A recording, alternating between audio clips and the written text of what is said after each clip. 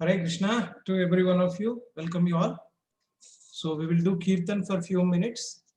After that, we will start the class.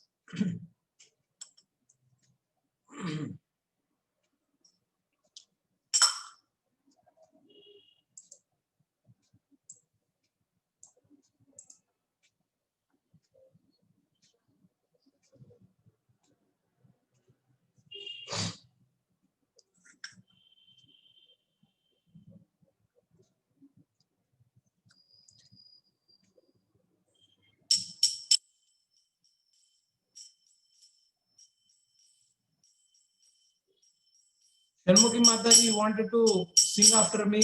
Please welcome. Nama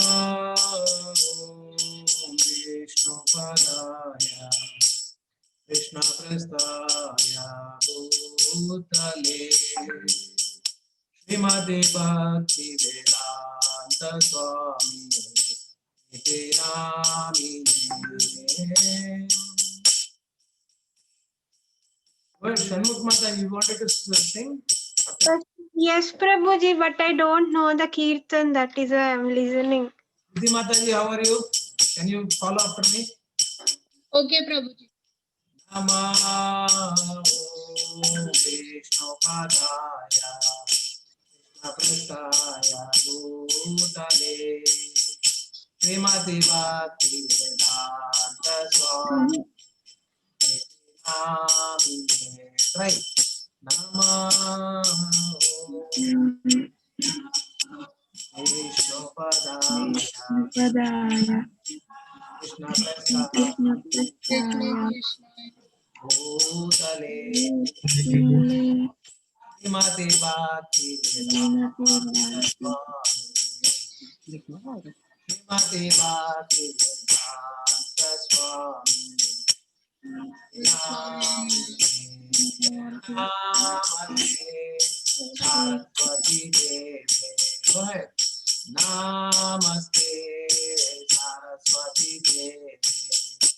Gauravani Pracharine Nirvishesha Sundravadi Chakradesatarine Jaya Shri Krishna Chaitanya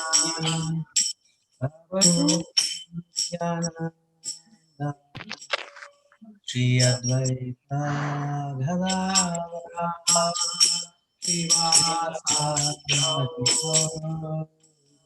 Vrinda Jaya Shri Krishna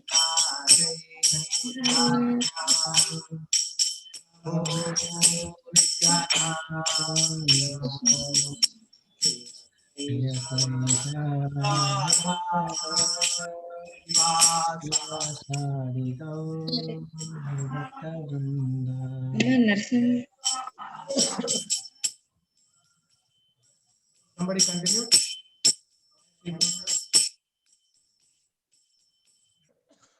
Sorry.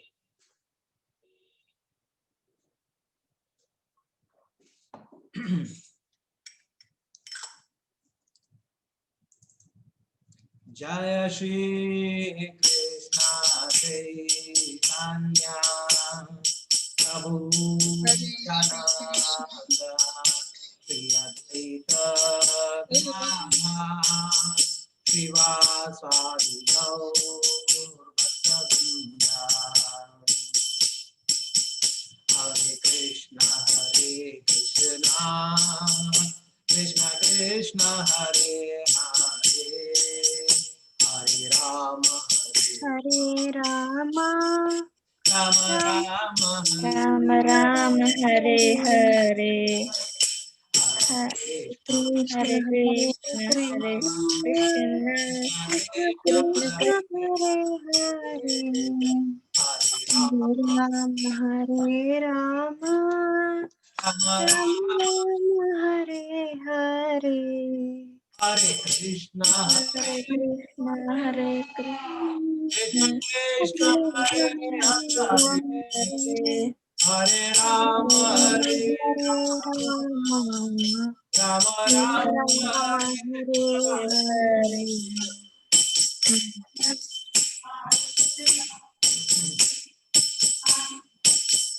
Hare Krishna, Hare Krishna, Krishna Krishna, Hare Hare, Hare Rama, Hare Rama, Rama Rama, Hare Hare. Hare Krishna, Hare Krishna, Krishna Krishna, Hare Hare, Hare Rama, Hare Rama, Rama Rama, Hare Hare. Hare Krishna, Hare Krishna, Krishna Krishna, Hare Hare, Hare Rama, Hare Rama, Rama Rama, Hare Hare. Hare Krishna, Hare Krishna, Krishna Krishna, Hare Hare, Hare Rama, Hare Rama, Rama Rama, Hare Hare.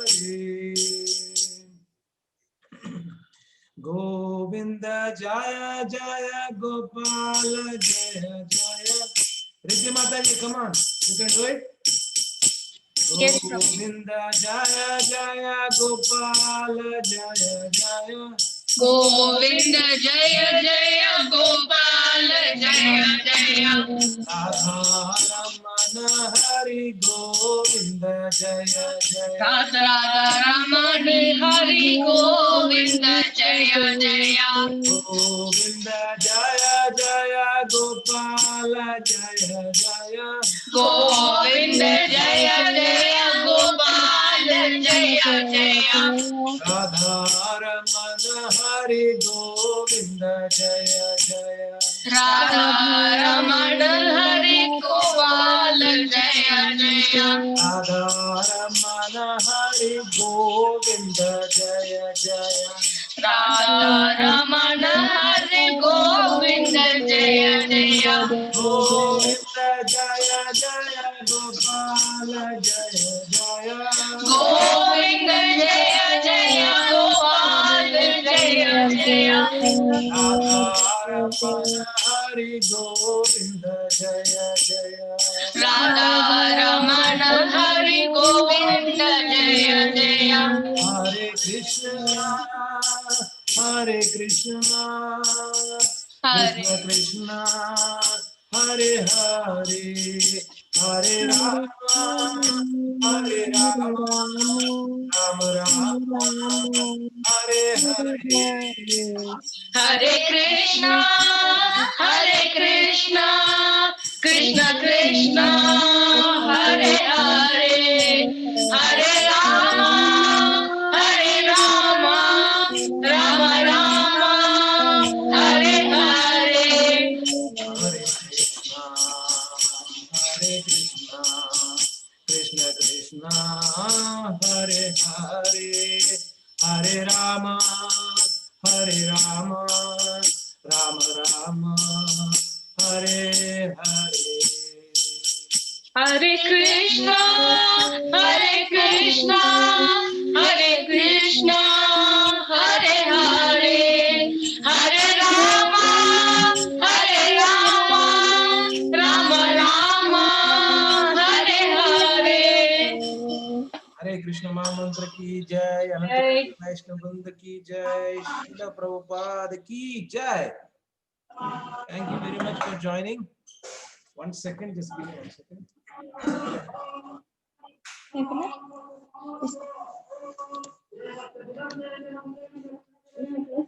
Gordon Prabhu, mute please background so we can peacefully do. I muted Prabhu. Give me 1 more minute, Prabhu. I'll mute all and again I'll unmute you, Prabhu.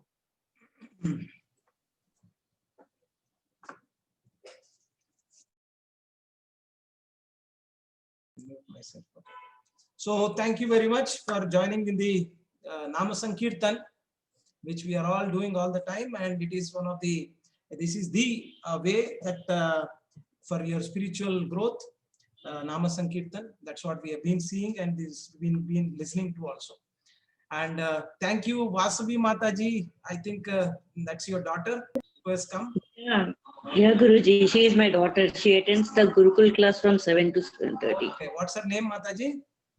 Daksha Damini. Oh, Daksha Damini. Wow, very nice name. Yeah. Thank you. Please She ask is her to already join. attending in the class. Okay, thank you, Daksha Damini. Please join the classes. Okay, thank you very much. And I see Divya Mataji also there, and a lot of other devotees who have been coming regularly. Thank you very much.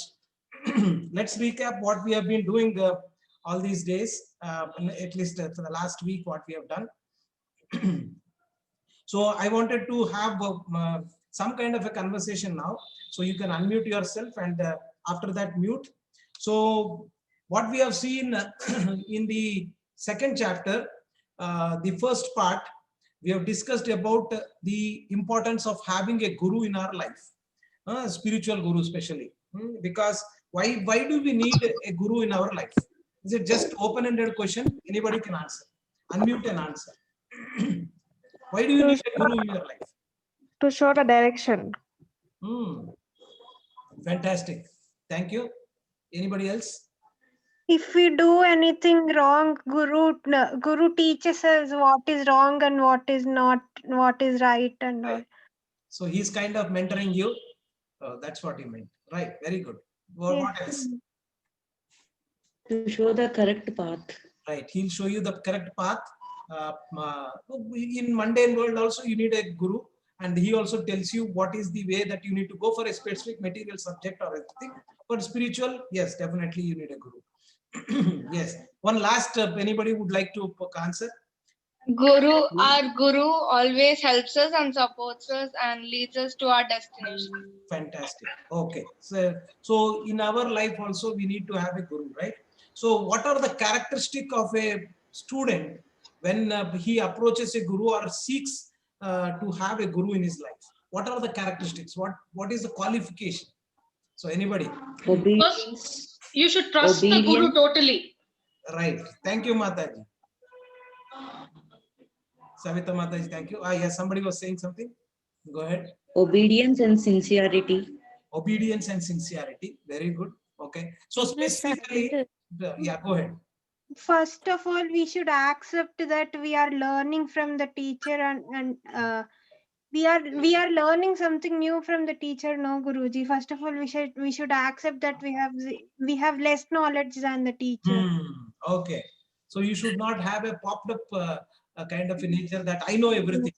So Yes. if you have that, then you cannot really go and learn anything, because you need to have that kind of a, not that really you do not know anything. What do we really know in spiritual subject? We don't know ABC of anything, right? So especially we don't know who we are.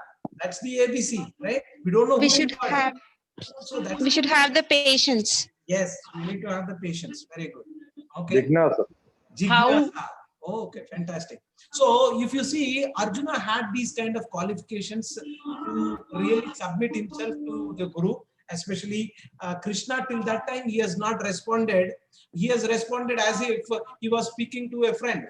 And when Arjuna was serious enough to consider him as a Guru also, he immediately did not ask and they did not accept. And later on, once he took the Guru's stand, then he chastised him. And sometimes in the process of teaching, the Guru can chastise the disciple also. That's what Krishna did. What did he? Because what was the first thing that Krishna spoke to Arjuna? Can somebody know from the sloka? What did he chastise? Okay. No. After Arjuna surrendered himself. 2.7 Prabhuji. 2.7, before 2.7 Krishna spoke.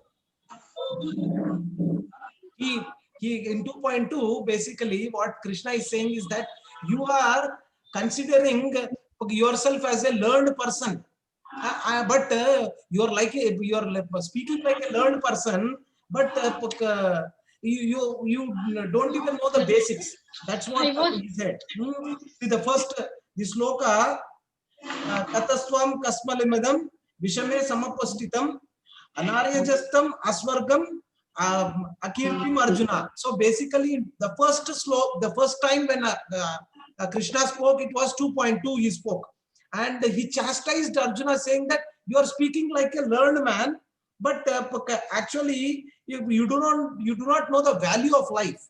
So each one of us do not know the value of our life. So consider that we are in Arjuna's position. We need to get the chastisement. Unless and until you get the chastisement and you take it for life as simple as that, and you only are interested in eating, sleeping, mating, and defending, because you are hardly out of 24 hours, how much time you are really spending to really take yourself into a next level of spirituality, or knowing yourself that I'm not this body, I'm spirit, soul, that consciousness, how much time you are spending. So these are the questions that each one of us has to ask and introspect, because spiritual knowledge will not just come like that for us. And we have to pursue. As Arjuna pursued, he did his endeavor and he submitted himself to Krishna. And we also should submit to Srila Prabhupada and the process that is recommended by Krishna in Bhagavad Gita. So that is what we need to get submitted to. Okay. So next question is, what is the characteristic of a soul? Anybody can tell. What is the characteristic of a soul? Yeah, somebody is also answering on the chat. Soul is eternal. Okay. Soul Yeah. is eternal. So it is a part and parcel of super soul. It is eternal, and it cannot be burnt or cut into pieces. Okay. So good. Anybody else want to say?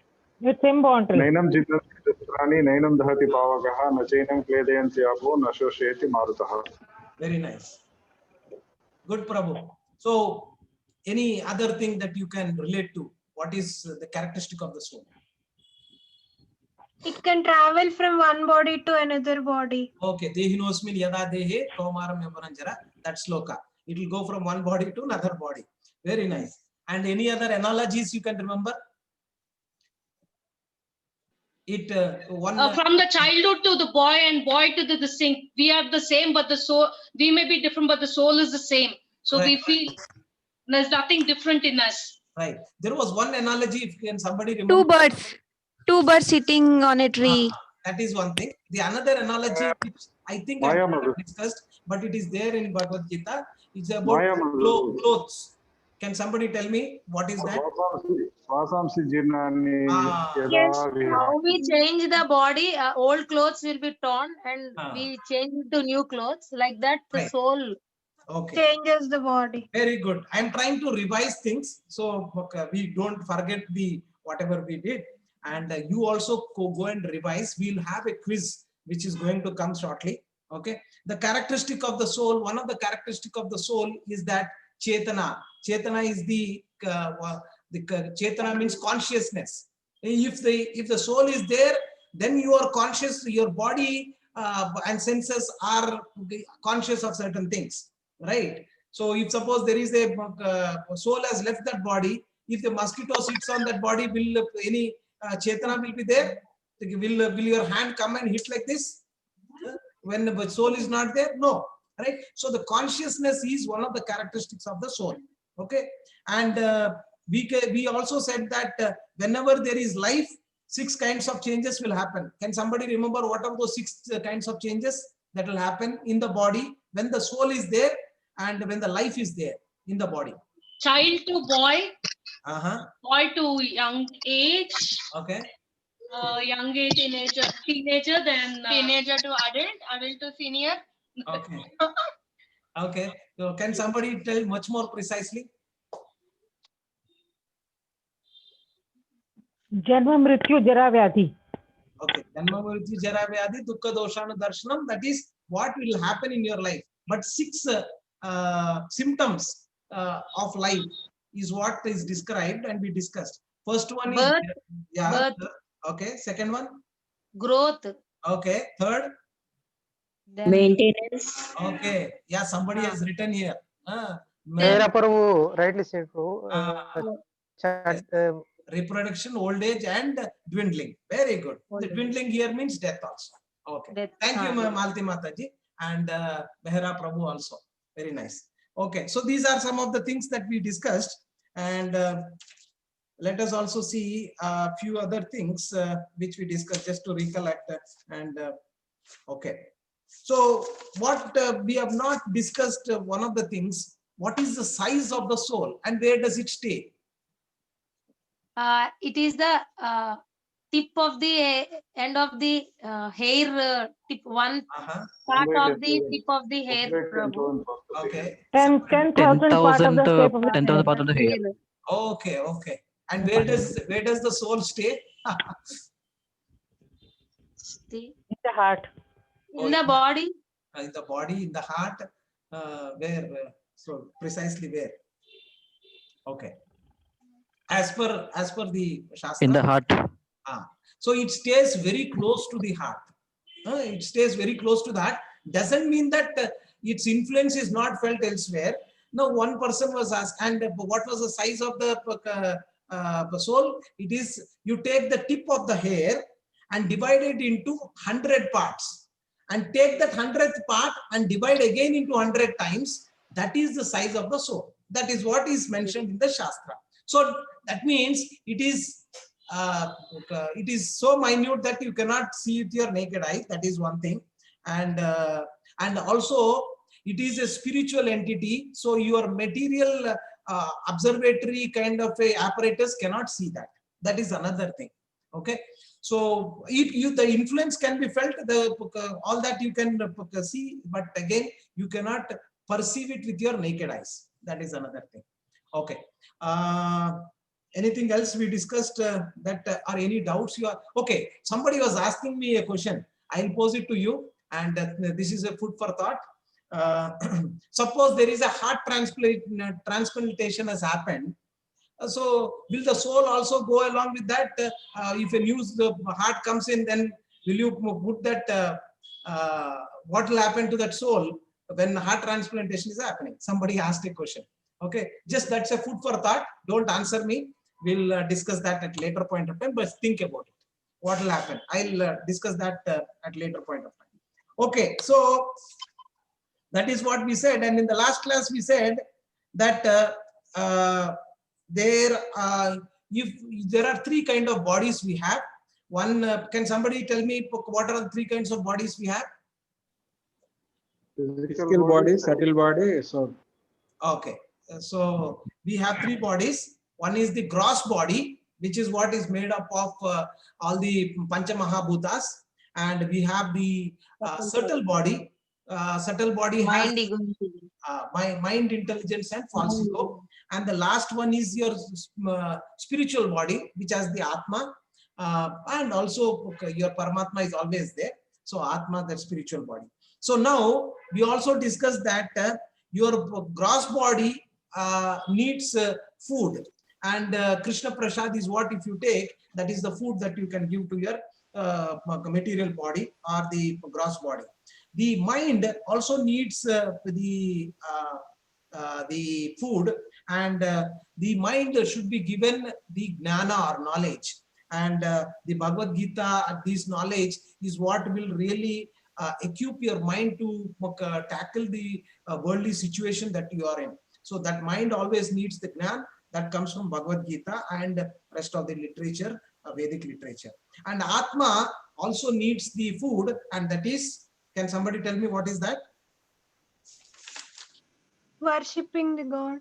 Okay, precisely what is the food for the Atma or the spirit? Chanting. Devotion. Chanting the holy name. So that is the food. So as you give food for your body every day and keep it neat, so similarly you need also to maintain your mind, which is also, there is a body there, subtle body is there, mind, intelligence, and false ego. So you also need to give food. So read Bhagavad Gita regularly. Similarly, chant Maha Mantra regularly.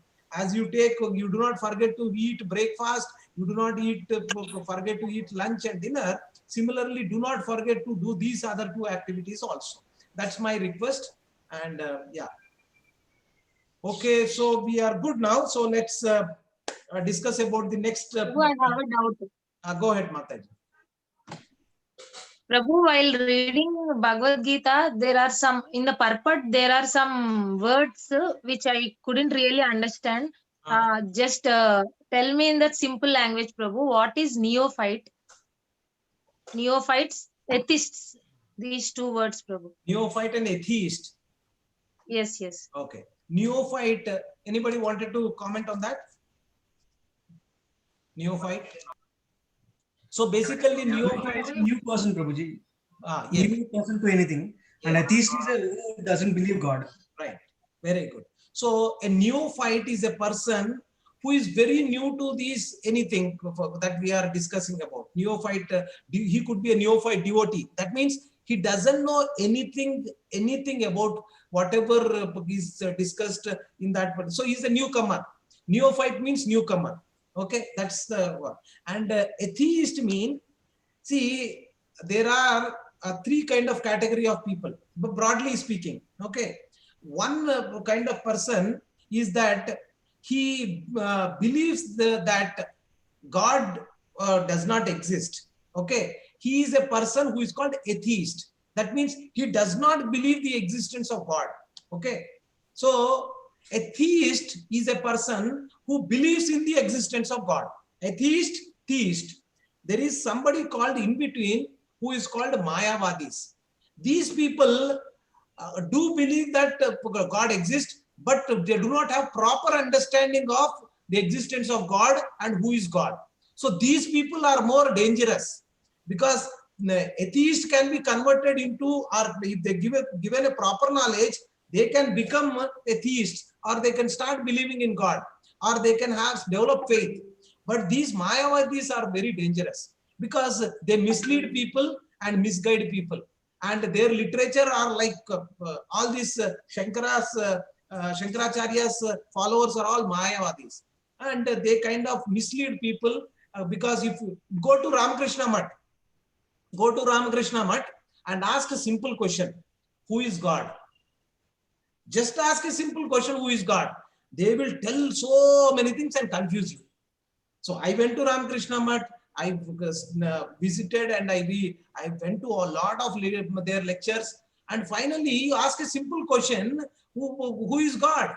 They cannot able to answer that. Then what hell is all this discussion that I need to do?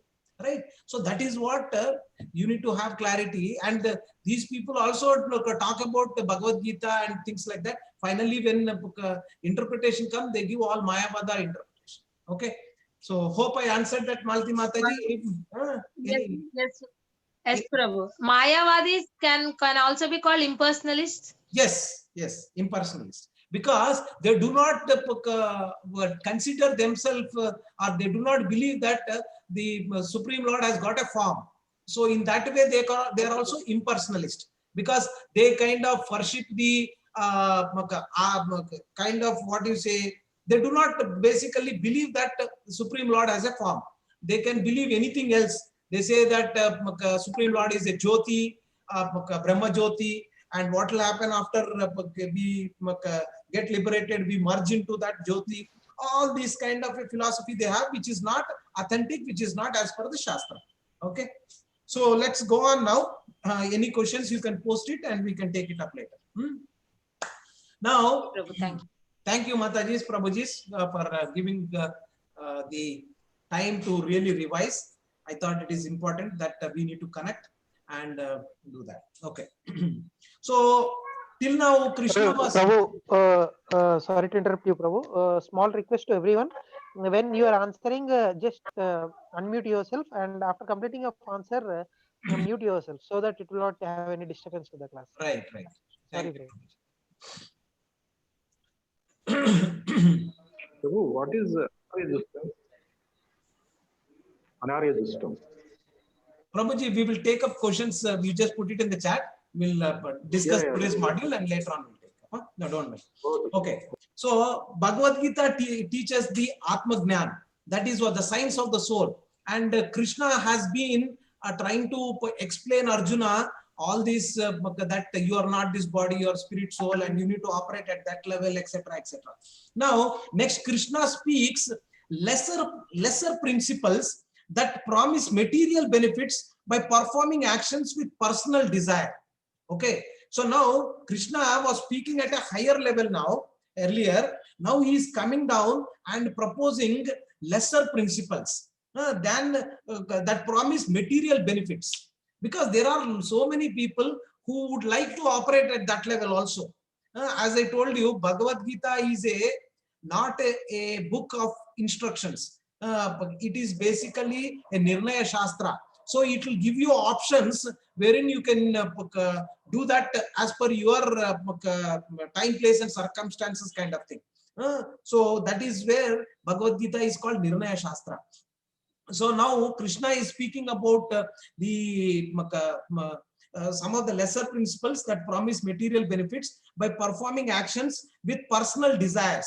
This is called, it is labeled as Sakama Karma. Okay, Sakama, Sakama means, Sa means with, Kama means desire, Karma means work. So you work with desire in your mind. So most of us are operating at this level only. So you agree with me or not, we are all operating more or less at that level only. So now Krishna is going to elaborate on that particular subject, wherein what kind of a work and how we can work, this work duty and all these things is what he's going to discuss now. Okay. Now,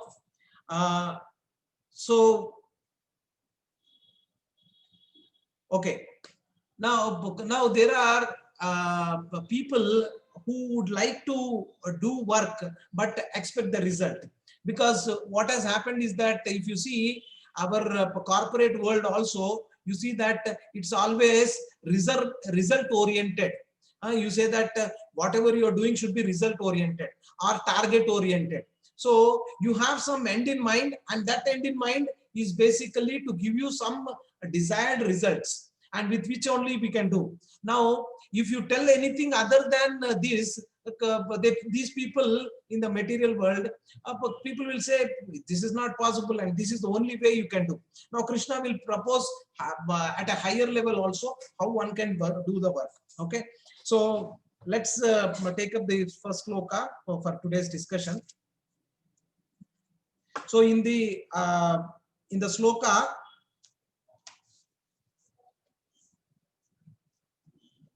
in the 31st sloka, here Krishna is saying, so please pick up your Bhagavad Gita which you have. It is 2.31 which we are discussing. So is everybody having Bhagavad Gita with you? Because yes, Prabhuji. Okay, so those who do not have Bhagavad Gita, you can also go to asitis.com and then you can go to this sloka number to second chapter 31st verse, and the soft copies are also there. You can download it, and if you need anything, let me know at later point of time. But officially we would like to encourage you to buy a Bhagavad Gita copy, and one should have it. Okay, here in the 31st sloka, the slokas here is Swadharma pi chaveksha ne vikrama pi arhasi dharmadi yuddha shreyo nya kshatriya na vidyate. Considering your specific duty as a kshatriya, you should know that there is no better engagement for you than fighting on religious principles, and so there is no need to there is no need for hesitation. So here Krishna is saying that your dharma is to fight because you are a kshatriya. Now here Krishna is saying swadharma. Okay, so here there are two kinds of dharmas that are explained by Srila Prabhupada and by Krishna also. There are two kinds of dharma. One is that which is called your spiritual swadharma.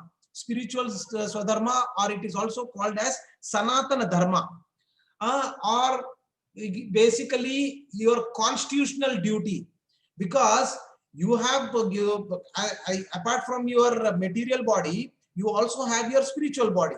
So what the material Swadharma is also there. So there are two Swadharmas. One is material Swadharma, other is spiritual Swadharma.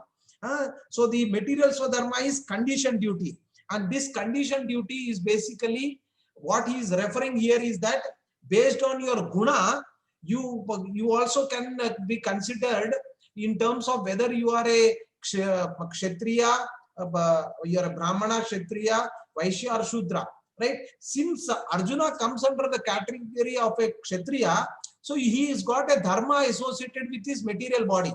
Because modes of nature are associated with your body, so you need to take care of that dharma also. That is what Krishna is saying, that you are a Kshatriya, so you have to fight. But earlier Arjuna said, no, I am I do not want to kill, and I do not want to venture into this war.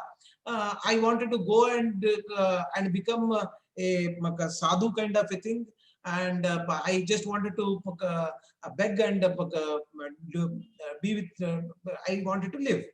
But now Krishna knows that since by nature Arjuna is a Kshatriya, if suppose he goes for begging and people, somebody says, hey, get out, I do not want to give you any alms or something for whatever you are begging for, then he will get anger and he will pick up his sword or something which is nearby and chop off his head, because he is a Kshatriya.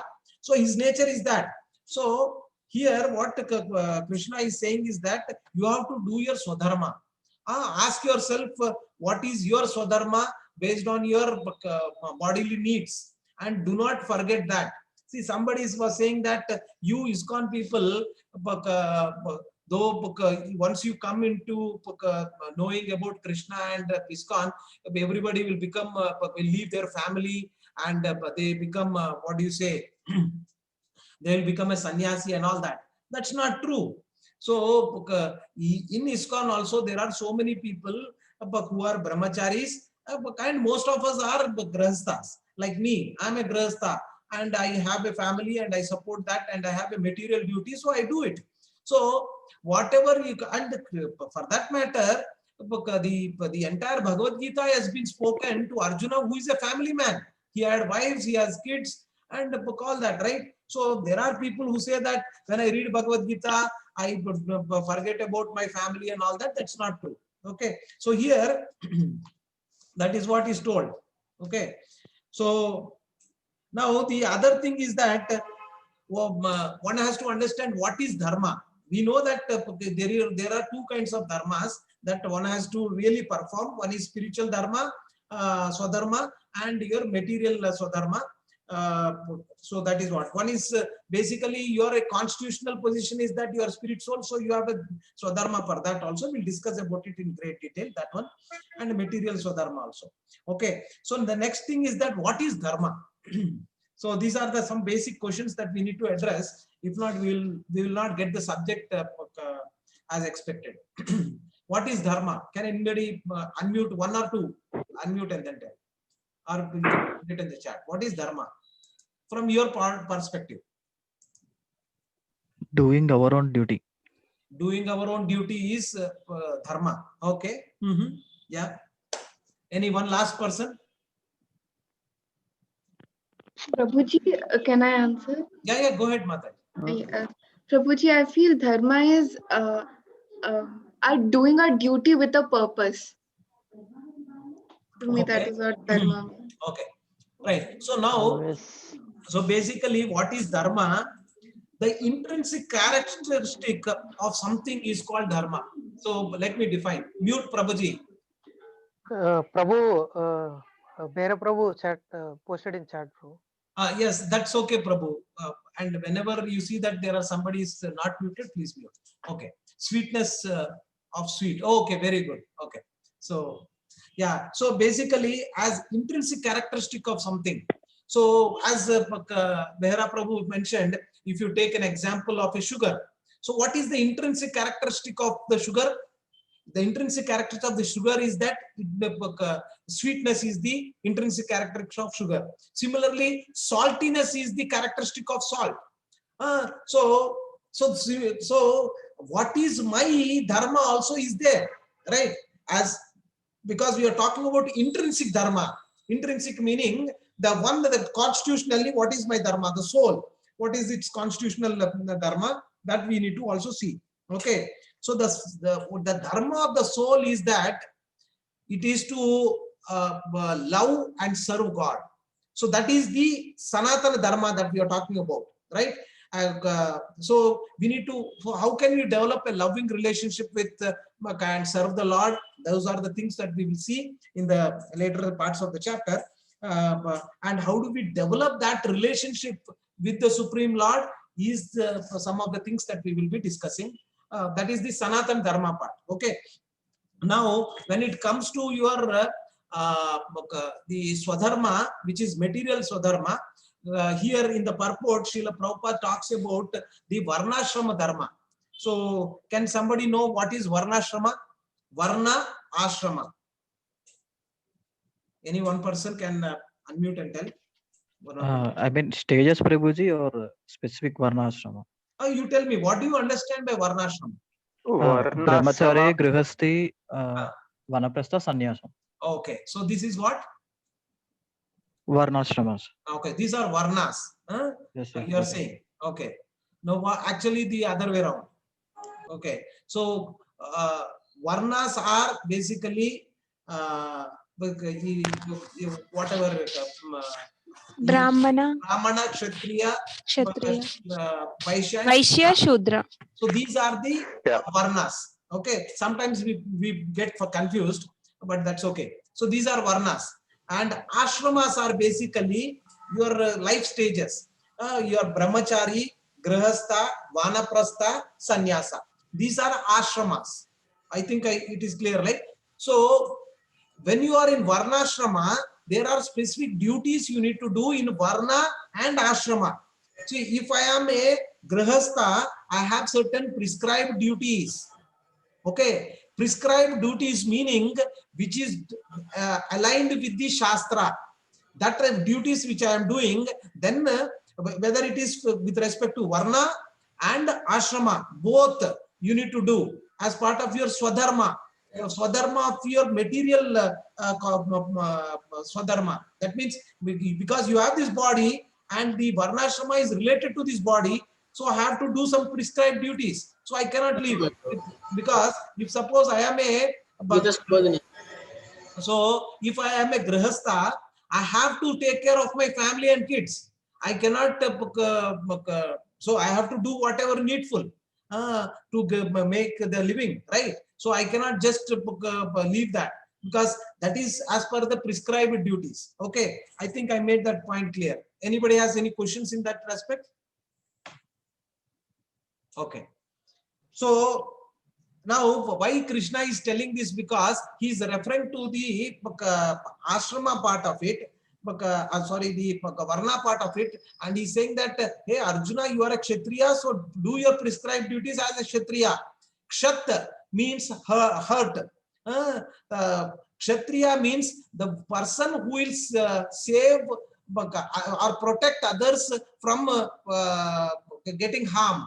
He is called a Kshatriya.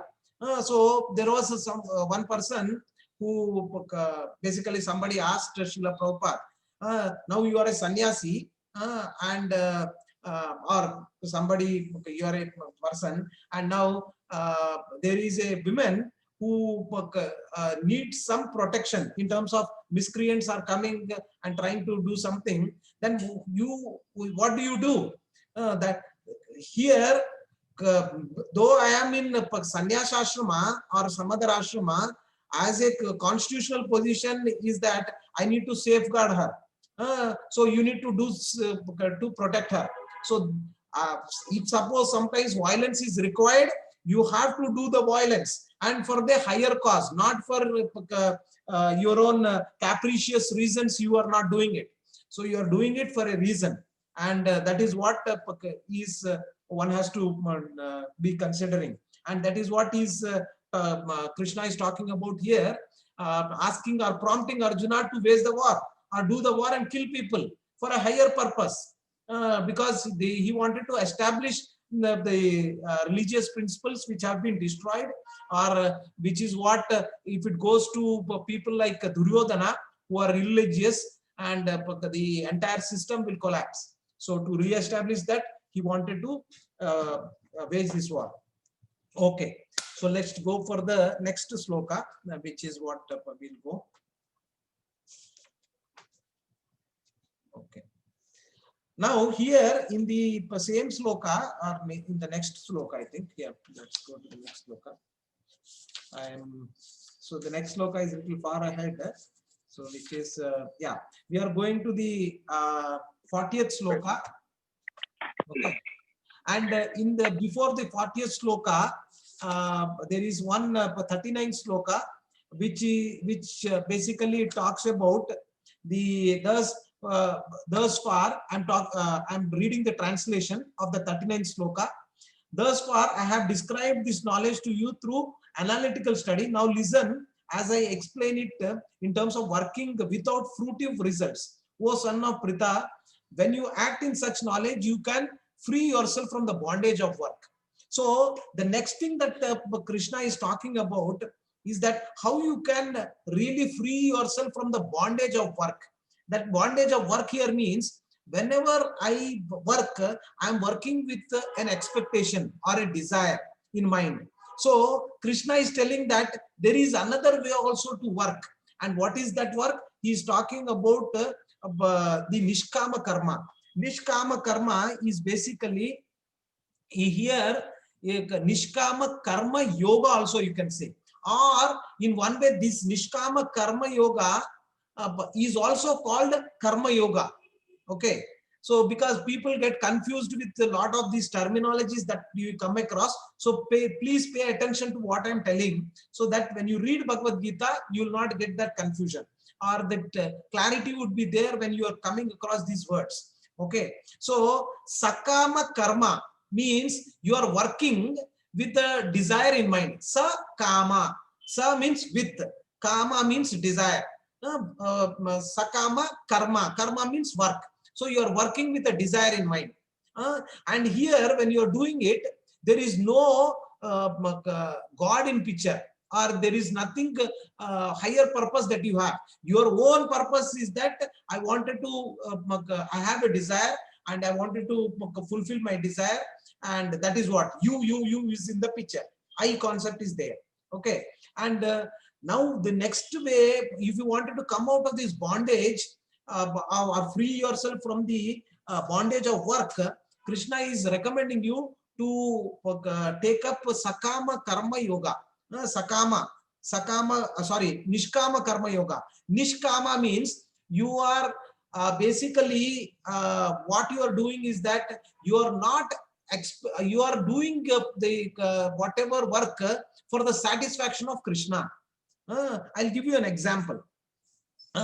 One of the examples is that the closest that you can relate yourself is the love of the mother. So when mother feeds the child or changes the diaper or takes care of her kids, she does not expect anything in return. She just enjoys doing that work. So that is not exactly what I mean to say is Nishkama Karma Yoga. But if you wanted to really relate in your mundane way, that is very close. Mother's love is very close to that. Okay. But now what Krishna is saying, that Nishkama Karma Yoga means the work that you do is for the satisfaction of the Supreme Lord, or you are doing with connection with Krishna. That is what, and you are not expecting anything in return. I am doing this because so that I can get this, etc., etc. So if you have that kind of a, you do not have that kind of a attachment towards whatever you are doing, that is what is Nishkama Karma Yoga. And what is the definition for yoga? Anybody who can put it on chat, or one or two people who have not spoken till now can speak also. Give chance to others to speak.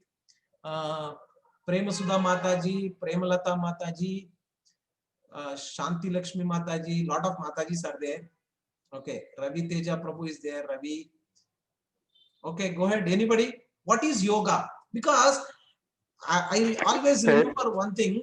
I'll just completely. Basically, yeah. Okay, go ahead.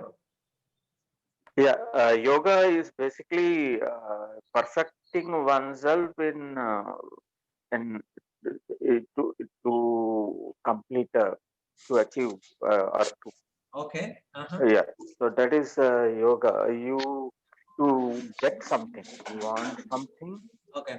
So to achieve that goal, you perfect yourself. I would say that. Okay. Go. Anybody else wanted to tell one last? Prabhuji, connecting to God through meditation. Okay, Lakshmi, Shanti Lakshmi Mataji. Okay, thank you. So basically, yoga comes from a root word called yuj. Yuj means to connect. Yoga here, ideally, yoga means to connect with the Supreme Lord. Okay, through karma, when you are connecting to the Supreme Lord, it becomes karma yoga. If you are connecting with the gnana, it becomes gnana yoga, means with knowledge also you can connect to Lord. Okay, so that is gnana yoga, connecting to the Lord. Okay, similarly bhakti yoga, buddhi yoga, all these. Okay, so now today I will discuss about one thing. Probably this is because second chapter is a summary of the rest of the chapters, so you may not get the complete knowledge, but we will try to tell you what all these terminologies, and it is elaborated in greater detail at later point of time. Okay, so basically I will try to give you an equation and you can understand what is bhakti yoga, what is karma yoga, gnana yoga, and buddhi yoga. So the definition for bhakti yoga is, as per the purport of Srila Prabhupada in the this particular, it's on page number 121, second chapter, 40th verse, and the last para, if you see, it is there. Buddhi yoga means work in Krishna consciousness. Okay, here it says that if you have a book with yourself, one should therefore understand that Buddhi yoga means to work in Krishna consciousness in the full bliss and knowledge of devotional service. Okay, so this is a little cryptic way it has been put. Let me try to bring clarity on that. Buddhi yoga is karma yoga on a strong platform of gnana yoga with the mindset of bhakti yoga. Okay, just this is a formula. I know that you do not understand. It is like E is equal to MC square. So I'll repeat that and we'll elaborate a little bit on that. So Buddhi yoga is a karma yoga. That means you are doing karma or work. It is Buddhi yoga is karma yoga on the strong platform of gnana yoga with a mindset of bhakti yoga. Okay, so that means you are doing karma with the knowledge. You are doing karma because gnana yoga means with knowledge, and your consciousness is always that I am doing it for the service of the Lord. So when you are doing this kind of a framework, when you are doing, it becomes buddhi yoga. Okay, and it is also called as buddhi means intelligence. So this is what is the definition for buddhi yoga. If you understand this framework, rest of the chapters will become little easy for you to understand, because exclusively the Bhagavad Gita has been divided into 3 particular segments. I think most of you know that, right? So in that context, what I would say is that keep this formula and we'll elaborate that in greater details at later point of time. Okay, so the sakama karma part also, basically I know a friend of mine who is though we studied till 10th standard together. Later on he took up BPC and he pursued medicine, and I came towards MPC and engineering. So I knew that from childhood, and later point of time also, while he was preparing for his entrance exam for medicine, I was also doing. We had common subjects, and I know him very closely. He was not believing in God or anything, and he was kind of labeled as atheist, and he was arguing a lot, and he used to be adamant in his approach, etc. And in his career, he progressed. He became a doctor, and he started his own hospital. And when he started his hospital, he was on his own. It was a big investment that he did. And I was also invited, and when I went, it was surprising to me that he did all these, he called all the pujaris to do the puja and all these whatever ceremonies need to be done for starting the hospital, he did. Then I asked him, I was curious, and I asked him, what? It's a pleasant surprise that you really started believing in God. Then he said, he called me aside and he said, you just came here, have some whatever lunch we are offering you. And he was saying that do not ask too many questions. Then I, on a very curious note, on a very friendly basis, I asked him, tell me what made you, because I was associated with the spiritual organizations. I was curious what organization has transformed him. Then he said, it was a good revelation. He said, see, I have invested so much on this particular hospital, and giving 5,000 or 10,000 to pujaris and for this puja, why should I take any chance? If God exists, and if investing all this, and if I do not appease them by doing this kind of a religious activity, then all my investment will go down.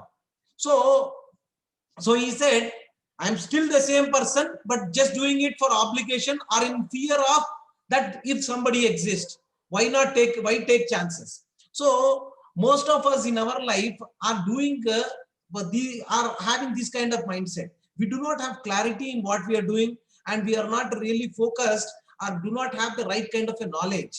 So we are like a cat standing on a wall. We can jump either this side or this side based on the situation. So if you ask somebody very strong, do you really believe in God? Does God really exist? And if the other person is very really pushing you, you'll say that, oh, I don't think God exists. You're right. So because you do not have clarity, so you can get bewildered and you can just superseded by anybody. So what is the message that I'm trying to bring in here is that don't be like a cat on the wall. So be clear about what are your objectives, get the knowledge and complete knowledge. So that gives you clarity in your life, and you can really pursue this with confidence. See, one thing what I found is that if you see any devotee, especially in ISKCON, they have enthusiasm. One thing, if you see in their eyes or in their behavior, you see that enthusiasm is there. They are not dull, and just, if you see any people who are doing meditation, they are very serious. So they are very serious and they do. So not like that. Basically, enthusiasm is one of the characteristics of a devotee. If you are connected with the Lord, enthusiasm should automatically evolve, and you should have that enthusiasm. And the second characteristic of a devotee or a bhakti yogi or a buddhi yogi is that he will have enthusiasm and confidence in his life. So confidence or faith, you can say. So what is that confidence? Confidence on whom? That we will discuss at greater detail at later point of time. But basically, he will have confidence, and that confidence is not coming based on his own strength alone. So that is what we will see. Okay. Any doubts so far? Anything that has come on the chat? Let me without. Can I add something, Prabhuji? Okay. Yeah, go ahead, Mataji, Riddhi Mataji. In project, we enter into a skill knowledge, devotion, and leave project with the teamwork with new awareness. Okay. Without expecting result in karma. For the question, Prabhu answered, Prabhu. For one question you asked, for that question, Prabhu has answered. Okay. So that is what. Now, as I told you, we should have clarity in our life, what we are doing. Don't do it as a mechanical kind of a thing. So know things and then do it. That's one thing I request. And Srila Prabhupada gives an example about a person when you go to a hotel. And when you go to a hotel, you call the bearer and say that, hey, bearer, if you bring me 1 plate of idli and for my son or daughter, get one plate of masala dosa, etc. And you really do not bother to pleasingly, you don't ask, or you do not, you just tell him to order. You basically, bearer is to take orders. So he just gives the order and he goes and gets it. So so he is doing some service, right? What kind of relationship you have with him, and why is that not, you do not have a loving relationship with the bearer? Anybody, one person who has not answered, please. Why don't you have a loving relationship with the bearer in the hotel? Ego. What we have learned. Ego problem. Our learning is wrong. Okay. One more person, please. Why don't you have a loving relationship with the bearer? All persons will think as a servant like that. Okay.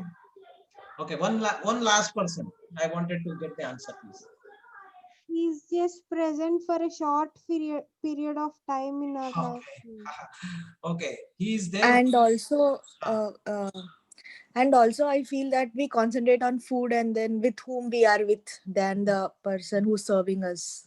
So you are really bothered about, I need to get my food, I'm hungry, just get me. I do not wanted to have any extra talking with him. Yeah, obviously, yes. See, Srila Prabhupada says that the relationship you have with the bearer is basically a kind of the relationship is basically you say that give me this, give me this. You are not giving it for free. You are working here and we are paying money for it. So you are not doing anything great for us, or you are not doing it for free. So you take this, we are paying you money, so do it. It's your job, right? So when I go to just this analogy, I'll extrapolate to the relationship that we have with the God. When you go to a temple, what are you doing? Ask yourself. When you pray to a Lord or to any God, so what are you doing? You're doing the same thing. You're saying that, hey, this Devi, Devata, or the Supreme Lord, I have this list of desires. Please do the needful, and you don't have to do it for free. And I will do certain things in return. What is that? I will do this many number of pradakshinas. I will break this many coconuts. I will put this much in your hundi. I will do annadan for so many people there. So the relationship that you have here versus the hotel bearer is more or less the same. So what is that? Because our mindset is that it's a give and take, that kind of a thing. And the material consciousness that we have, or the desire in mind, is what is making us do this way. Because the seva, you do not have a loving relationship. The relationship that you developed is not loving relationship. It is a relationship of give and take.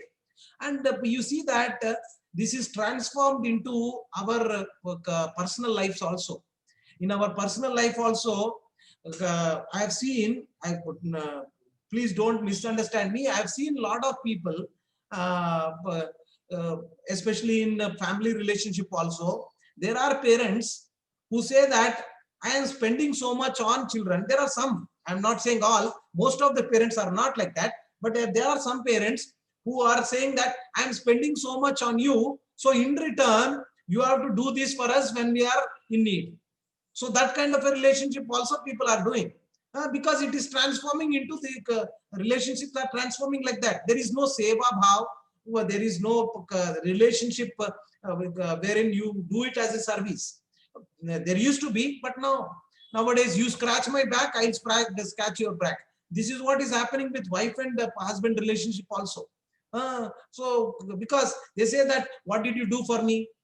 You do something for me, I'll do in turn do something for you. Where is seva coming in? So no. So one should develop this seva bhav, and when you do that, there is so many benefits that you have. That is what Krishna is trying to tell, that don't be monotonous or stereotyped in one type of work nature. So see the other way, and that is what he is talking about, the Nishkama Karma Yoga. Nishkama Karma, do your work in a nishkama karma way. And that is what he is going to elaborate in greater details. Okay. So one of you, because it is very important, can one of you define what is Buddhi Yoga, what I have defined in the formula way? Can one of you define?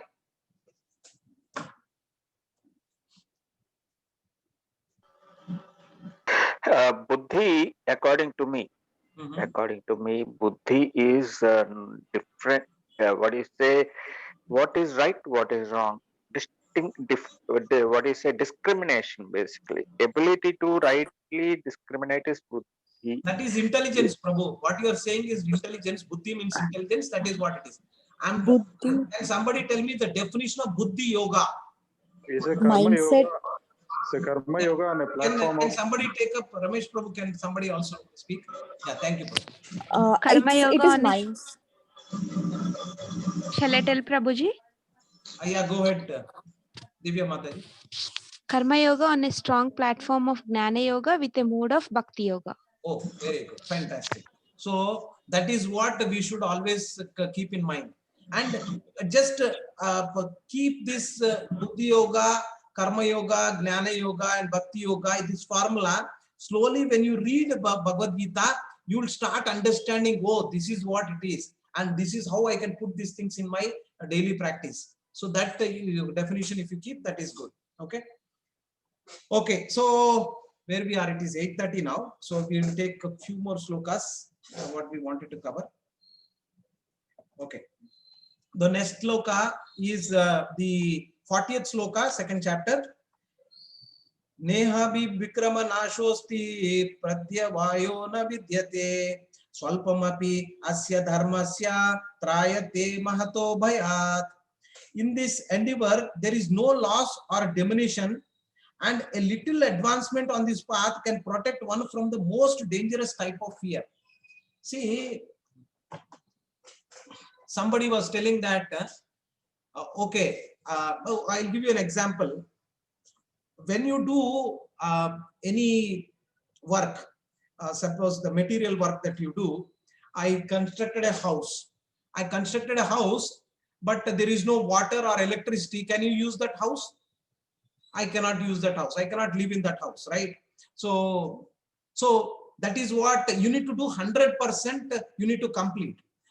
Now what Krishna is saying is that the work that you are doing in terms of there are two kinds of dharmas, we said, right? One is the swadharmas are two. One is towards your spiritual body, and the other is for your material body, conditioned soul and constitutional position. So the one that you do towards your constitutional position, which your soul as so your spiritual body, that one he is saying that whatever activity you are going to do there, if you have done it only 1%, that 1% is not lost.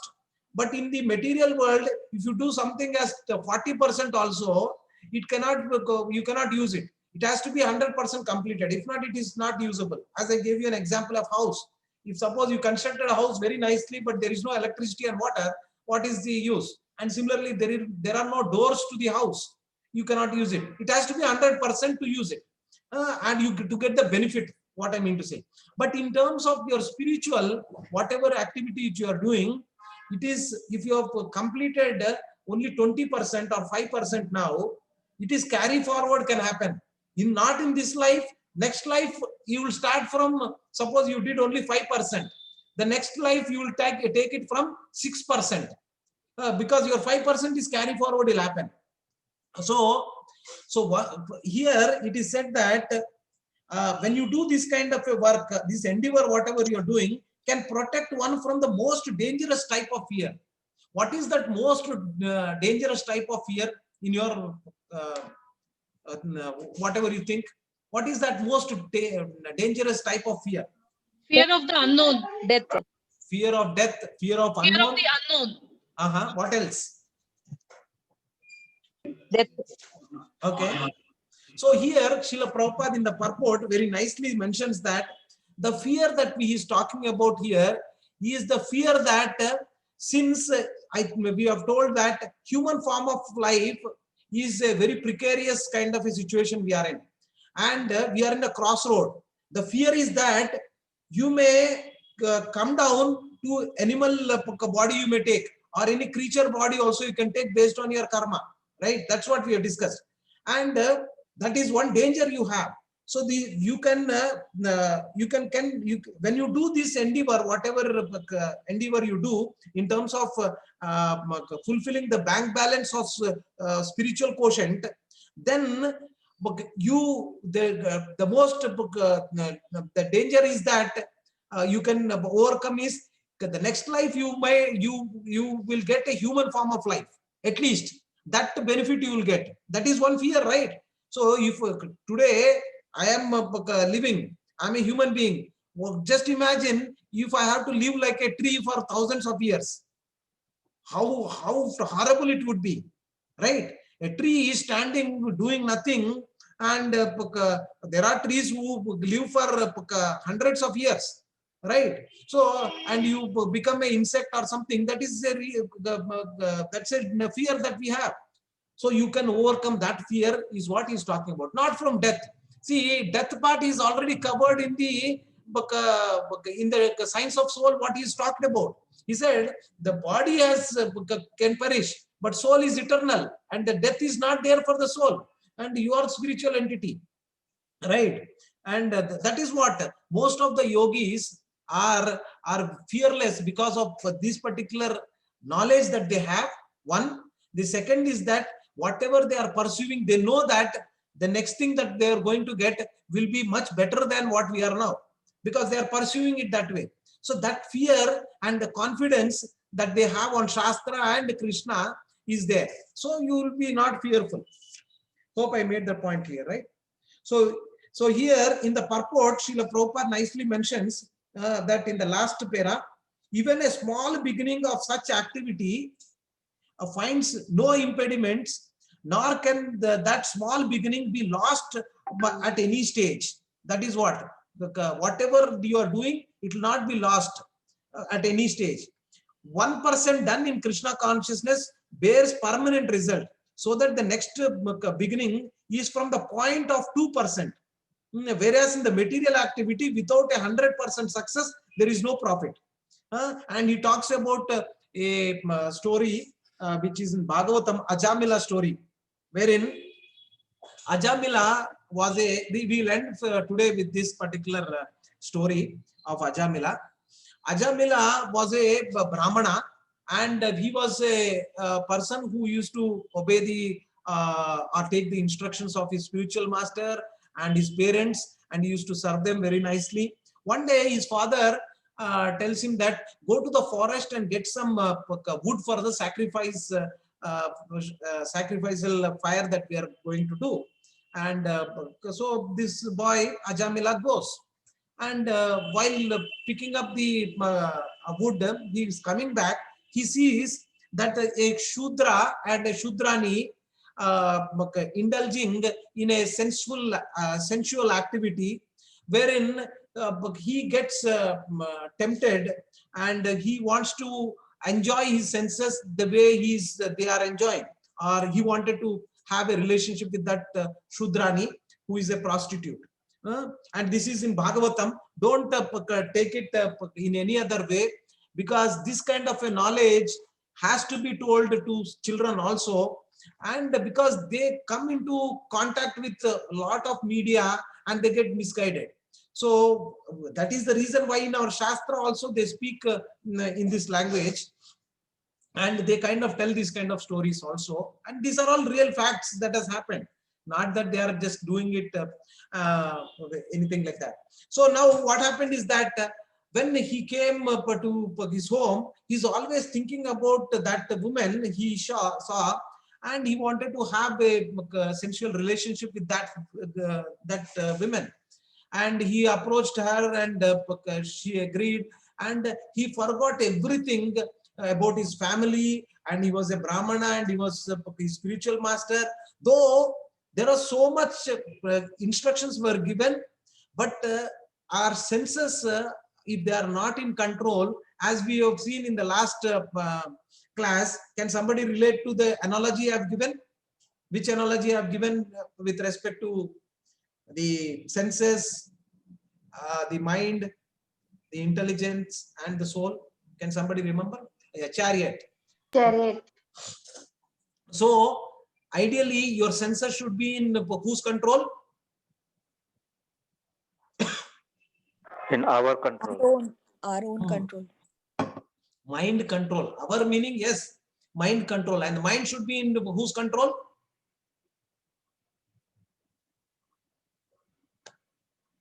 Mind should be in whose control? Yeah, Intelligence. Intelligence. Intelligence. So mind, see, senses should be controlled by the mind. So just imagine the chariot that you have, the horses, the 5 horses are 5 senses: eyes, ears, nose, tongue, touch, all these things. And the thread which is controlling the horses, that is the mind. And the person who is catching those threads is the intelligence, right? And actually the passenger is the soul, okay, who is sitting there. Now, unless and until the senses are controlled by the mind, and the mind is controlled by the intelligence, you cannot take the soul to the right destination. It will meet with an accident if the senses are doing whatever way they wanted to. That is what has happened to Ajamila. Ajamila, he knows everything, but his senses were not in control. He is a Brahmana, and he left all that, and he started living with that prostitute.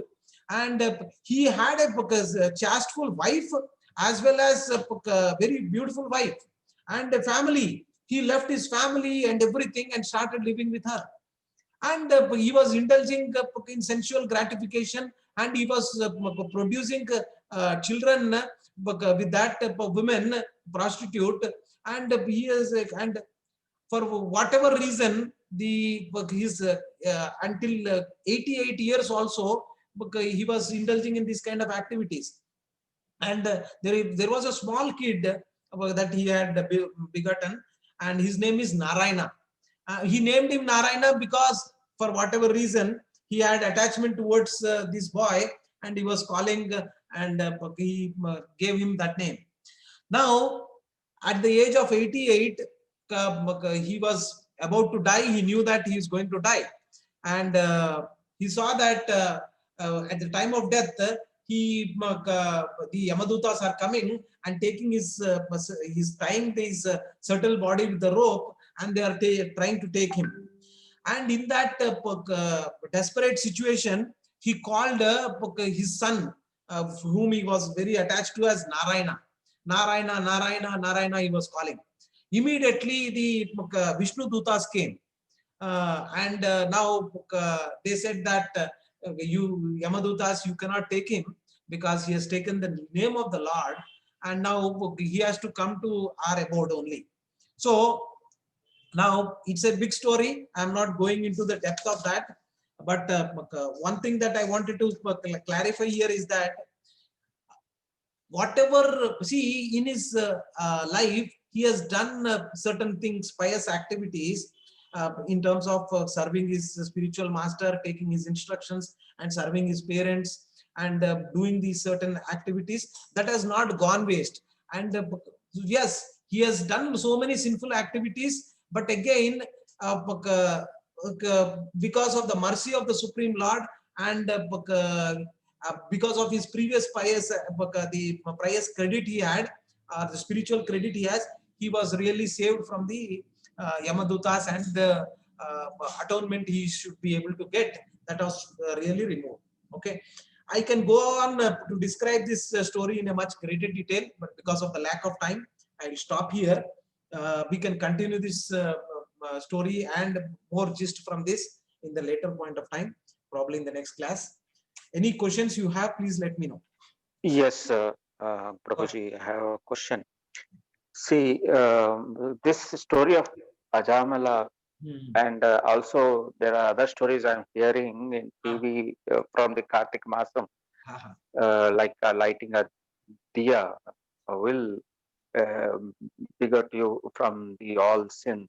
Like, for example, other than Ajamala story, there's a story of a woman who cheats her Brahmin husband, and has an illicit relationship with another person in behind the temple. And she lied. It so happens it happens to be a Kartik Maas, and she tears the piece of her sari and lights the lamp in at that auspicious time unknowingly. And then the husband comes to know, the Brahman comes to know and kills both of them and kills himself in the agony. Okay. Now the death messengers, I mean the What is death your drive-away point? Yeah, so the drive-away point is this woman who has committed the sin gets to go to the Swarga because she lit the lamp, while the Brahmana who got cheated, he gets to go to the Narka. But the wife says, "Oh, he is a good man. I only cheated. You bring him into Narka to Swarga along with it." So he gets into with the help of his wife, he gets to the wagon of the Swarga. So, but here, even Ajamala, he is only accidentally done it. This woman also, though she has done a bad thing, accidentally she has done some good. Right. Both cases, it's a close thing. Okay. And also, while it's karma is like we think, my karma is my karma, your karma is your karma. But in this case, the woman is able to bring her husband out of the deed of killing a priest with whom she had because Brahmana, the priest Hatya is like. So basically, what you are saying is that, if I understood you, so two questions here. One is that how is that a person who has committed so many sins, by doing a small activity, they are elevated to a position where all the other things got ignored? That is your first question. Probably that's what you meant. Right. It is confusing. Right, it is confusing to all of us. I will try to clarify. The second thing is that it is hard to believe that by chance also, if somebody has taken a name called Narayana, how is that he's got such a Sukruti and he's got elevated instead of Gemadutas, Vishnudutas came and they gave this. This is not believable, or it is not. See, the whole point. Yeah, I agree with what at a surface level what it looks. So in Ajamila story also, if you see the complete story, he in his previous life, who was this Shudrani, that prostitute who was there, that also is mentioned. And this person was a pious person, and he did lot of things, and he's got a curse by in the sense that story. Basically, he was a very pious person. He just came here because of that curse, and and it is like just by doing his remaining whatever credit he need to get, he is getting it from this Janma and then just going. That it is the tip of the iceberg, like in the sense the last 0.001% is what we are seeing. That he's got by accidentally taking, that is 0.00001. That he is taking, and he's getting some security because of the accidental remembering the name, and then he is getting Sukruti and then he is going. But you have not seen the rest of the things that he has done in his previous life. So that is what one should understand. One, okay. So the other thing also, here it is why I am bringing this story is because whatever you are trying to do in this, in terms of your spiritual quotient, whatever your activities that you are doing will not go waste. It will get benefit in your next life or next life or next life. That credit will come on for you. So that is one thing we need to understand. We can discuss more about this, but just take this gist in this way, that what you see is not what it is. There is background, so many things have happened. And in his previous life, what he did, and because of that, he came here, he took a Brahmanas. Again, because of whatever reason, he indulged in these activities, but he could come out of it because of the mercy of the Lord. That also one should understand. So yeah, hope I made some sense there with asking giving you that answer. So yeah, we'll discuss more, Prabhu. It is a short answer I have given, but we'll discuss more. Any other questions anybody has? One question has come in chat box, Prabhu. Can I read? Yeah, this one. But at the last moment, he is calling Narayana. This one, Prabhu? No, Prabhu. Vedartham Ramesh Prabhu asked at starting itself, what is Anarya Justam? Anarya Justam. Okay. Actually, this is Bhagavad Gita 2.2 Sloka, Prabhu. Okay, so we'll discuss that, Prabhu. Any other question you have? I have one question if I can. It's okay. Ramesh here. So basically, just to answer Ramesh Prabhu's Anarya Justam, basically, Krishna is chastising Arjuna. See, Aryans are supposed to be the race which is a very pure race. Anarya means you are the way you are approaching is like a person who is not even qualified to be as an Aryan. Or you are talking like a Napunsakat. Napunsakat means you are like, you know what Napunsakat means, right? So you are acting like that. He was chastising. That is the meaning for Anarya Aswargam. Akirti Arjuna. So basically, when you act like this, what you are going to get? You are going to get Akirti. So Arjuna, actually Krishna talks about lot many things, and he talks about that when you go, you think that you are doing all these just having very soft corner towards your relatives, all these Duryodhana, Karna, and all these. But do you think that these people will think that you are doing it with that soft corner or soft nature? They'll think that you are a Pirki Panda. In the sense, you are a coward guy and you left the battlefield because of your cowardness. So you will get Akirti. That means you will be, your fame will be lost. Like means you will get Akirti. So that's what he meant. He was chastising. That is what Anarya Aswargam means. Yeah, go ahead, Prabhu. Next question. Somebody is asking. That is, he's making discrimination between Aryans and Dravidians, or is he making a difference between the higher intelligence and the higher stand people? No. Here it is basically to say Anarya Aswargam. Here it means to say that you are not acting like a man. You are acting like a Napunsaka. So that is what he is chastising. This is a chastising way. He's saying that be like a man. We say that, right? So when something happens, then he said, be like a man. So don't act like Napunsaka. So that's what it is. It's chastising.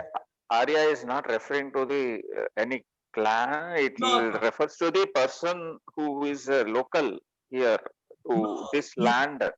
It is not about Dravid and all that. No. It is not at all. That is a different angle. People have learned it very wrongly. Yeah. So Aryan is a right kind of a word that is used in the Shastras. Aryan race. So that is the right word. But Anarya here meaning that you are not acting like a man. You are acting like a Napunsaka. That is like a foreigner. So basically, you are not acting as per your constitutional position. Your constitutional position here also means that you are a Kshatriya. So you are a Kshatriya from a proper lineage. Proper lineage meaning you come from a proper lineage where your birth also is considered. So act to safeguard your kirti of your forefathers also. So that is what. In Tamil we say Pardesi. Okay. Yes. Good. Thank you, Prabhu. Any other last one or two questions? We'll close for today. No questions in chat box, Prabhu. Okay. So if any questions is they can ask directly. Okay. Any other questions? Anybody?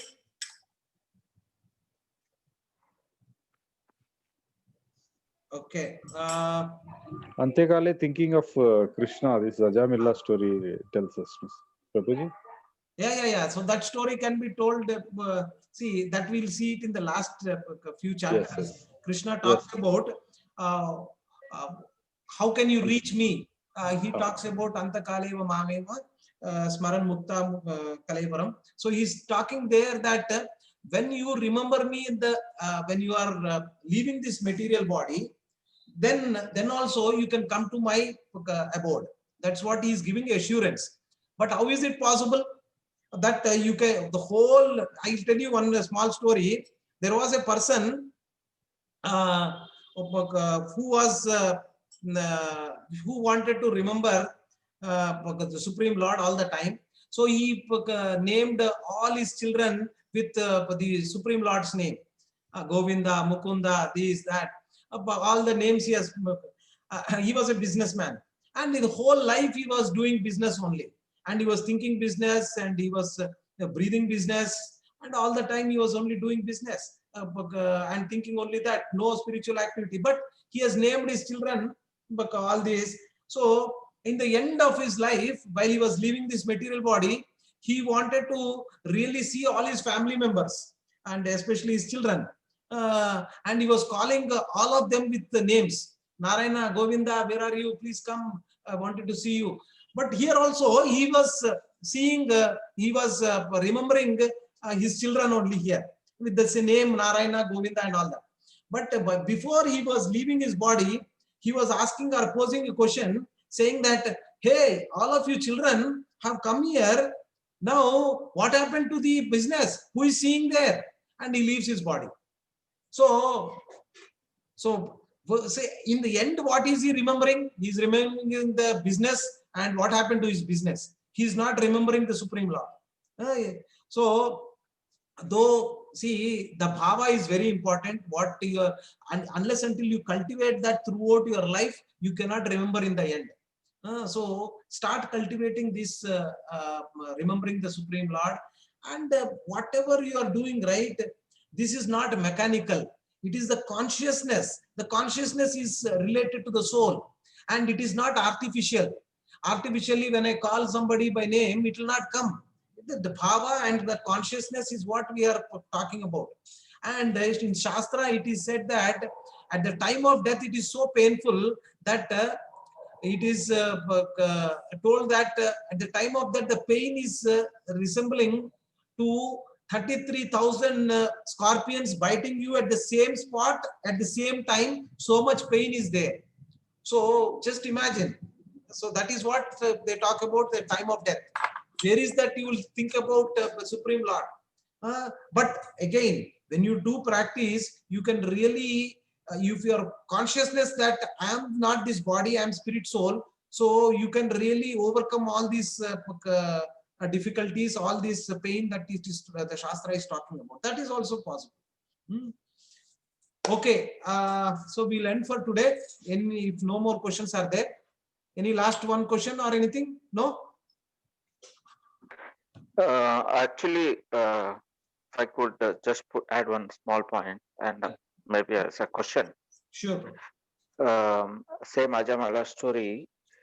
Some other person he told, explain me Ajamala story. Just I'm recollecting. So, Prabhuji, one thing. Sorry right. to interrupt you. Yeah. This Ajamila story can be misleading, and it can people, if it is not taken in the right spirit, it can. So let's not discuss Ajamila story much. That's why I'm asking you. Yes, so, okay. So the person said that since it is not like the Lord does not know that Ajamala called his son, but he accepted that as calling himself because the amount of passion and devotion and love which he poured into that last call. That was the saying of that person who told me. Yes, that is also correct. That is the right explanation given in the Bhagavatam, that whatever you said, that is correct. So see, Krishna is seeing the bhava only. He and this Ajamila, in his desperation, he is calling the Supreme Lord. You know that there are four classes of people who call the Supreme Lord or who approach the Supreme Lord. The first one is Artho. Artho is a person who is distressed. Now Ajamila was in a distressed position. and he was calling the Lord.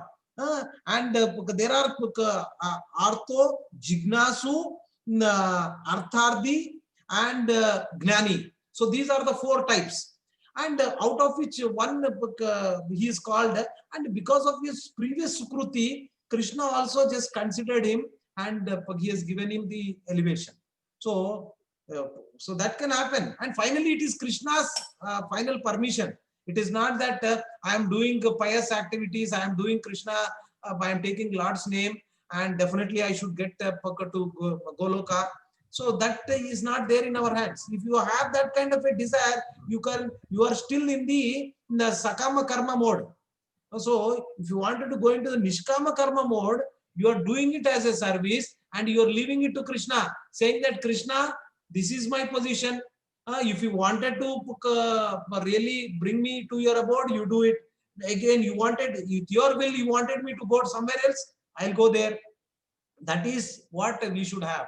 That is our mindset. Again, if you are expecting that I will go to Goloka only, I should go to Goloka, I should enjoy, that is not Niskama Karma. Okay, so here also people may get bewildered, and they may also get misled. So be careful when you are doing, what is your bhava, and what is your consciousness, what is your attitude, what is your relationship with the Supreme Lord. Why are you going there? You are going there to do service, and you are doing service here also, and your service attitude is what? The Supreme Lord, you are the one, whatever you want will happen, and you want me to come to your loka, I will come and do the service. You want me to do somewhere else, I will do your service. So that is how it is. But I wanted to be in your loving relationship, and I wanted to serve you. That is one you can desire. That desire he cannot take away from you, because that is your constitutional position. That doing service and being in living relationship with the Supreme Lord. Okay. Because I am digging into this more, trying to, because we are all humans and we are natural. We look for shortcuts. No, Yes. japa is one way. Oh, this is even more easier. Yes. So I start to dig into it. Yes, thank you, Prabhu. That is how we should. See, it is not like Bhagavad Gita slokas I got out of 108 slokas which we are targeting. I know all 108 slokas by heart. But if you are not making some change in your life and applying it, what is the use of all these classes? That is the reason we are going slow and trying to see. And as I told you, spirituality is practical, and you have to take these things, whatever are, and experience it. As I told you, Krishna Prasad for the body, and knowledge, Gnan of Bhagavad Gita for your mind, and the Nama Sankirtan, and taking the Supreme Lord's name, Hare Krishna, Krishna Krishna, Hare Hare, Hare Rama, Rama Rama, Hare Hare. That is for the soul. So practice it, and you can see the difference in your life. And it is not like theoretically you are just doing, listening. That will not help. Put it into practice. Then only it is like rubber, the tires, rubber hitting the road. Unless and until it goes on the road, the vehicle cannot move. So for you also, the spiritual journey has to start, and do these activities. If possible, daily come in whatever 15-20 minutes we are spending. Please come associate. Take the Nama and listen about this Namamrita which we are reading. Just spend some time. That will really help. So we'll end for today. Before ending, we will do one Kirtan or this Arti called Narsimha Arti. So Prabhuji, can you project us Narsimha Arti from KK songs? Okay. I'll do it for you. No issues.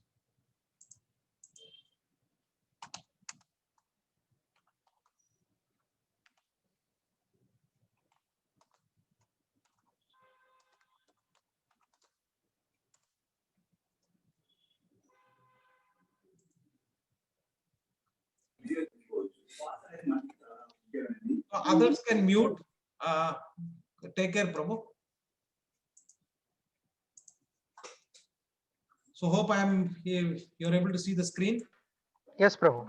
Okay, thank you, Prabhu. This is Narsimha Arati, Narsimha prayer. This is Bhakta Prahalad has given this prayer. So a very good, nice bhava is there. and each one of you to get auspiciousness in your homes. Do this prayer every day at your home. All the difficulties, whatever are there, which are hampering you for your spiritual growth, also will go away. Namaste Narasimhaya. Divya Mataji, can you follow after me? Yes, Prabhuji. Namaste Narasimhaya. Namaste Narasimhaya. Namaste Narasimhaya. Namaste Narasimhaya. Prahladaladadayine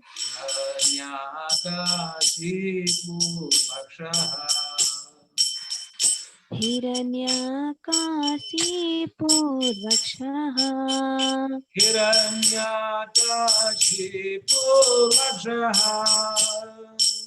Hiranyakasipurvakshaha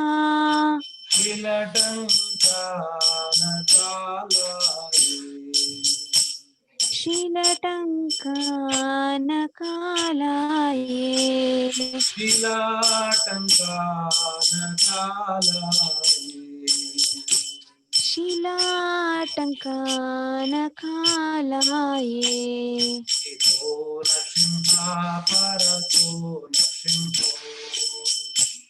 Ito Narsimha Parato Narsimho Ito Narsimha Parato Narsimho.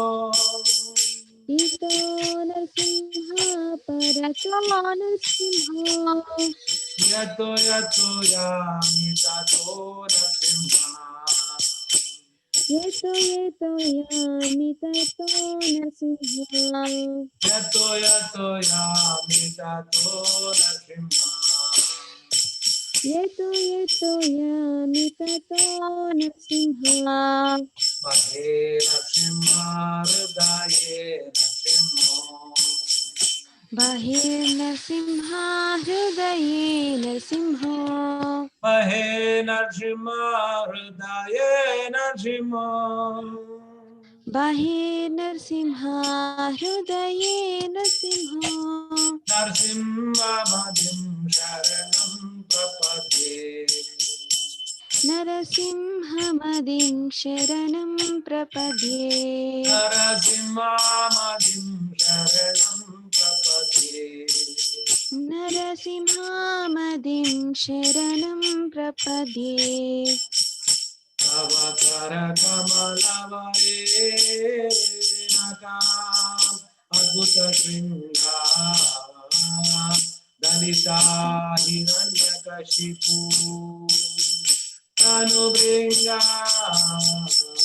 Keshavadrita Narahari Rupa Jai Jagadisha Hari Jai Jagadisha Hari Jai Jagadisha Hari